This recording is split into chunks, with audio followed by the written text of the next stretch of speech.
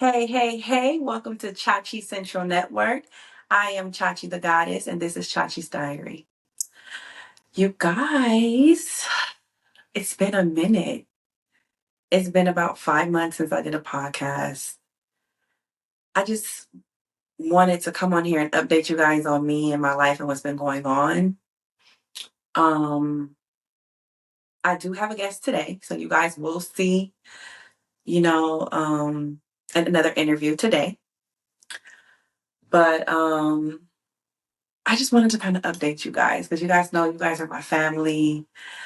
You're my social media family, and I kind of just use this as, this is just very therapeutic for me. I use this as an outlet, even though I know I'll be judged for it, but at the same time, I really don't care because I'm a human, I'm a person, and we all go through different life experiences.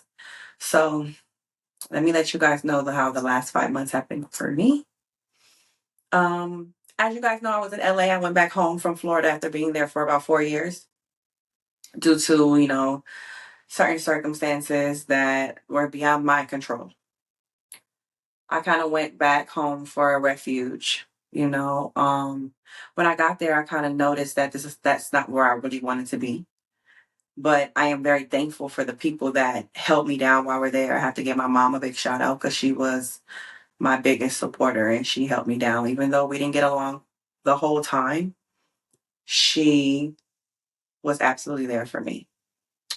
Um, I also have to give a big shout out to my cousin Rakia because, baby, she held it down too. Like prayer wise, and just being an outlet, and just being positive, and just sometimes you just need that positive voice that's telling you it's gonna be okay. I know you don't see it right now, but it is going to be okay. And sometimes it doesn't even take a lot. Sometimes it just takes the silence or just checking on somebody or just giving them an encouraging word or, just being kind to them. She was there for me. She really was. My brother Jeremiah was there. He was there for me in the best way that he could be. My dad and his girlfriend was there for me as well. I'm not going to share her name because she's very private, but she's a blessing and I love her. I really love her. Like, I love her. Um, she has stepped up and been someone in my life that has been a pillar for me, you know. In blended families and stuff, I just want to let you guys know that it's very important for everybody to get along. And if you guys don't get along, it's very important to at least let the child get along with everybody. Because even though you don't like so and so or this person or that person, that doesn't mean that the child is not getting something from them or learning something or growing from them. Or, you know, it takes a village to raise children. And not only just raise children, but it takes a village to be an adult and feel supported because we go through challenges every single day. I went through a phase where I was almost damn near losing my fucking mind. And I can say that. I'm in a so much better place now, health wise, mentally. But I still have my struggles every single day because I'm human. I'm a person. It's okay. And I keep saying that because there's somebody out there that doesn't understand that you're not a robot. And social media says you have to be a robot and you are not one. So it is okay to feel. It's okay to feel however that you feel. You just have to know that you feel it, but the only way out is through. You go through it, you get through it, and everything's going to be okay. Trust me, it will be better. It will be better. It will get better because I didn't see it. Okay, so let's just run it down. I went back to my mom's for a couple months. Um, and heard a lot of shit about that. Oh, you're back with your mom, this, that, and the other. So the fuck what? So the fuck what? It takes a lot of strength to sit there and say that you need help in the moment. It takes a lot of bravery to say, right now, I can't take all this and I need a refuge. It's a lot of courage because ain't nothing pussy about me, baby. Nothing. I'm one of the strongest, and I do it well. I've always had my own. I've never not had my own. at some type of level. And it just seemed like certain people was ready for me to have a downfall because you always felt like you were beneath me. I didn't feel that way, but you felt that way. So when I had my downfall, so you would say, I don't see it as a downfall. I just seen as something was, going to happen greater later. But certain people see it as a downfall and couldn't wait to talk shit. You know what I'm saying? But that's okay. It's okay because God will bless you in front of your enemies. Oh my God. Yes, He will. So I got a job. I was stacking my bread, taking care of my kids. But let me just let you guys know what I went through prior to that. I had a baby in 2024. Beautiful baby. Beautiful, beautiful. He's over there. Over there, over there. Can't see him, but he's over there. Had a beautiful baby boy. This is my first baby boy. A beautiful son. Beautiful son. Okay. In the midst of having him and being pregnant, I went through a lot of changes with my body. I was on high blood pressure medication. I didn't have high blood pressure with this one, but I had it with this one. I think it was due to stress because I wasn't eating super poorly. I think it was a lot of stress. I was going through a lot of stress. The man that I was with, he couldn't maintain everything because I was technically the breadwinner of the situation. And when I say breadwinner, it's not just that he just did nothing. It's just that I did the majority. And let's just keep it real. I'm gonna keep it funky. Um, so when I had to go down and I couldn't work and I was sick and I was pregnant and stuff, he couldn't necessarily maintain everything by himself. So that was already a stressor. I felt like he didn't support me emotionally. He was not there. I seen the back of him more than the front of him. Men don't change. Well, certain men don't change when you get pregnant. Your body's going through all these changes, but what they were doing before, 9 times out of 10, they're still doing. And then of course he was it was infidelity involved and things like that. And I was going through all these different things being pregnant, still trying to be a mom and still trying to, carry this child. So in the midst of doing all that, I ended up getting preeclampsia. I was in the hospital for a week. They were saying that they wanted to take my baby early and I would have to stay in the hospital until they did take him. I was so nervous. I prayed, I prayed, I prayed, I prayed. And thank God that didn't happen. I had a very healthy baby boy at 40 weeks. Had him. I already had an exit plan during my pregnancy. I've never told anybody this besides my sister Kiki. Um, I already had an exit plan. I already knew I was leaving. I knew I was leaving when I was pregnant. I didn't know how I was going to execute it, but I knew I was leaving. I knew I was leaving. And I kind of kept trying to prolong it because I was comfortable. And who doesn't want to work on a family? Who doesn't want to have this, fairy tale? But if something is killing you and it's just not getting better and it's a roller coaster, sometimes you just got to get off. It's not healthy for you. It's really not. It wasn't healthy for my mind. It wasn't healthy for my body. It wasn't healthy for my children. It wasn't healthy for his child, my child. It just wasn't healthy. So we end up getting into an incident, an altercation. I'm not going to touch too much on that, but it was fucked up. It was fucked up. It's very fucked up. And this man is a narcissist, and he thinks he's a good person, which is the worst. It's the worst kind of man is a man who thinks that they're a good person and they're really a narcissist. It's the worst kind of man. We're talking about the phone calls and the stalking and the riding past the house and the insulting and the body shaming and you're fat and I just had your baby. I'm fat and I just had your child. Okay. Um, and then of course the hearing about he's with this woman and this person and this, but then don't have no kind of money for real. Like you don't have no goals, no money, no career, no talent. I mean, you had some kind of talent sometimes, but not enough to sustain a relationship and sustain a grown full woman. Okay. Um, I just wanted to make it work because I didn't want to be a failure. I really didn't want to feel like a failure. I felt like, okay, I had, him so young. And I told myself if I had another child that it was going to work. I wasn't going to have another baby and not be in something, sustainable. And for me, it looked like a letdown and a failure to myself, not to anybody else, to me.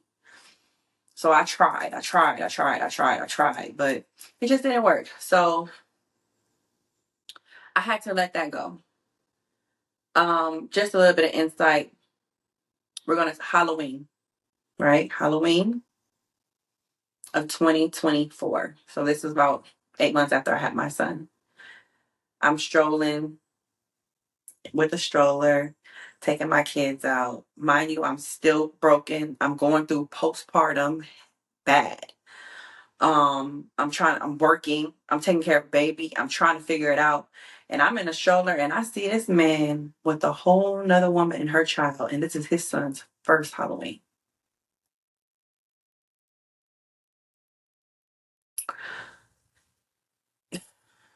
And it just put things in perspective for me about what type of person he was. And this is not the first time he's done something like this. Okay, we'll be here all day. We can't get into that. But this is not the first time he's done something like this. He's done dirt, done things, done things, done things. And ladies, I want to tell you this. The second you are disrespected, it's time to go. Because when you stay, and it kind of tells the man that you're willing to take anything. And then they start to treat you like you're going to take anything. And if you don't stand for something, you'll fall for anything. And even in your eyes, you're looking at it like, I'm doing what I need to do for my family. I'm staying in this for my family. I'm working it out for my family. They're looking at you like a goofy. Like you a gopher. She a gopher. She gonna go for it. She's a gopher. And I've never been a gopher. I've never ever been. I'm too beautiful. I'm too smart. I'm too intelligent. It's no way that I would ever go for letting a man treat me just any kind of way. Ever. But I just wanted to make the family work so bad. And I lost myself in that situation. So, speed up. I decided to leave and go back home. I packed all my stuff up. I threw everything away. I left my house. I didn't get put out my house. I left my house. And I said, I'm not dealing with this. I'm going. And that's just what it is. And I'm glad that I did. Because let me tell you, I was going through all that. Then I got back to LA. I got into it with certain friends. And then you know what? I'm not even upset about it. Like I'm not, because I really feel like that was God's detour. I feel like God didn't want me in that place. That's not what he wanted me to do. He didn't want me to drink. He didn't want me to party. He didn't want me to gossip. He wanted me to sit, go through what I was going through, heal, work, build myself up, take care of my kids, and focus on what mattered because he knew I wasn't staying there. He knew he was taking me somewhere else. So he couldn't have me caught up in the unnecessary stuff. And he definitely didn't want me around nobody that was gonna do this, right? Shortly after I found me a job, shortly after that, I stacked me some bread. Shortly after that, my friend Angie, shout out to Angie. Shout out to Angie. I was in a hotel with my kids because, me and my mom, we had some things going on. And I was going to move to Vegas because I was like, I know it's fast and I could just, because I can't do this. I've always had something. I've always had my own. I'm just going to move to Vegas real quick. My best friend Angie said, hold on. She said, Bess, give me till tomorrow. Best give me till tomorrow. She said, best give me till tomorrow. I said, okay. I prayed with my son. Because he said, you know, you really don't want to go to Vegas, Mom. I said, I don't. So we prayed. She called me the next day and she did a walkthrough at the place I'm in now. And at first she was like, Bess, no, I could find you something better. You know, I know I could find you something better. I said, no, I'm going to take it. I'm going to take it. I said, because I got to go. She came. She helped me do everything I needed to do. My sister Kiki, she came back and she made sure everything was right for me and my kids. She did everything for that. My friend Aisha, who was also going to be on today, she flew. Let me tell you how God do. She flew from Florida to California just to drive me and my children 3,000 miles back to Florida. We drove 3,000 miles, me, her, and my 2 kids. And she helped with the gas. She helped with anything and everything I needed. And said, I'll do it. I asked her. She offered. So I'm trying to tell you that when things go wrong, don't worry about it. Because when one door shuts, God opens a window. And if that window is, God gonna open up something, especially when you are his and you are chosen. Trust. It's gonna happen. Don't worry about them people gossiping about you. Don't worry, they don't want to talk to you. They don't want to be your friend. And they don't want to, okay, that chapter has ended. It's okay. The day continues. Life continues to roll. Not no one monkey don't stop no show. And sometimes them people that have just got into your life be more loyal to you than the people that you don't known your whole life. So she did that. And God did that. After that, I got into my place. I settled in. I found me a job shortly after that. Because one thing baby gonna do, she gonna work. And ain't never had no problem getting no job. She ain't never had no problem making no money. Okay. I also took my exam to start another business. I'm not gonna tell nobody that because y'all be hating. But you guys will know soon. But I have to keep it to myself right now. I passed my exam to do that. My son just graduated, which I'm very proud of him. So proud of him. Okay. What else? Um, a new love got introduced to me in a certain kind of a way. Um, we're really, really close friends. Um, he makes me really, really upset sometimes, you know, because he's just a free spirit and I'm a free spirit too. So we try to merge that and we gotta figure that out. But the the chemistry is just there. It's to the point that if it's like if we just don't work out, it's okay. Because the experience was enough. And how he showed up for me when I really, really needed somebody to show up, he did that. It was like anything I asked him to do, he did it. Anything I needed, he did it. He just, you know, it was just, and if he couldn't do it personally, he would send me in the right direction. Like, you know, he really, really was God sent. And I don't even think he knows how much I appreciate him because I don't even think there's a way for me to even express that to him, for him to even know. But I I needed somebody to let me know that everything was going to be okay, and he did that for me. And I don't mean in like a friend type of a way, just like, you know, your girlfriends and things like that. Because I had that. I'm always had that. You know, I have a backing, but from the masculine. Um, I needed that shoulder to lean on, and I thank you for that. Baby, I do. I thank you for that. Um, me and my mom were back in communication and things like that, and we're doing well. We're doing really well. I love her dearly. Um, I'm here. I'm back in Florida. Um, I have this co-parenting thing going on with my baby father, and it sucks. It kind of sucks because I don't feel like we're doing it in the best way. I think we're trying, but it's a lot of childish shit that be going on, and it's not good for the baby. And thank God, he's a baby, so we got a little bit of time to figure out before he can really realize something. But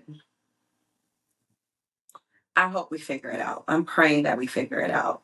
Um, I haven't totally forgave him, especially when you just keep doing stuff and doing stuff and doing stuff. It's kind of hard for somebody to forgive you when you keep doing it. But we're going to leave that to the Lord. I have to lead in love, and I have to just, I have to believe that everything is going to be okay because I serve the Most High, and I know that God would not put me through anything that I cannot bear. So I want to say this too: single moms, single dads, co-parenting parents, um, try to think of the kids. And I'm gonna say this to myself. Think about what's best for the kids. And I know that emotions and heartbreak and things could cloud your judgment and make you emotional because I've been there too. But try to pray about it and let it go. Because you can't erase the past. All you can do is try to go forward. And if you're dealing with someone that is a parent to your child, you have to deal with them for a very long time. So it's best to try to just keep your boundaries, but let it go. Okay. I am not going to wait 5 months to give you guys another update or an episode. We're going to keep this going because this is something I really want to do and it's something I really, really love to do. Um, But I just thank you guys for the people that do watch and for the people that have been an inspiration to me and for the people that have encouraged me and supported me. Kudos to you guys. I couldn't do it without you. I couldn't do it without God. And I love you. And you guys have a great day.